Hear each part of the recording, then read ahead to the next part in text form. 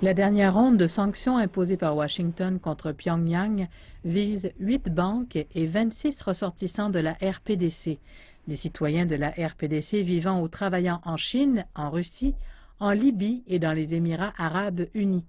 À la Maison-Blanche, mardi, Donald Trump a blâmé les anciens présidents américains de ne pas avoir fait assez. La Corée du Nord est une question qui aurait dû être traitée il y a 25, 20, 15, 10 ou 5 ans et qui aurait été beaucoup plus facile à gérer. Les anciennes et différentes administrations m'ont laissé ce fouillis, mais je vais le résoudre. Donald Trump dit que les États-Unis sont fin prêts à prendre ce qu'il appelle être une option militaire dévastatrice contre la RPDC qui a cette semaine menacé qu'elle pourrait abattre des avions américains. Les sanctions américaines unilatérales de mardi surviennent 2 semaines après que le Conseil de sécurité des Nations unies a passé ses propres sanctions à l'unanimité pour la 2e fois. Mardi, Donald Trump a par ailleurs aussi louangé les efforts déployés par Beijing.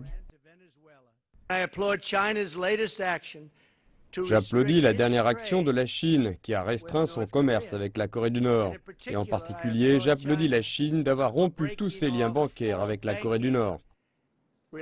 Mais mardi, la Chine a invité au calme et prévenu qu'une guerre dans la péninsule coréenne ne trouverait aucun vainqueur.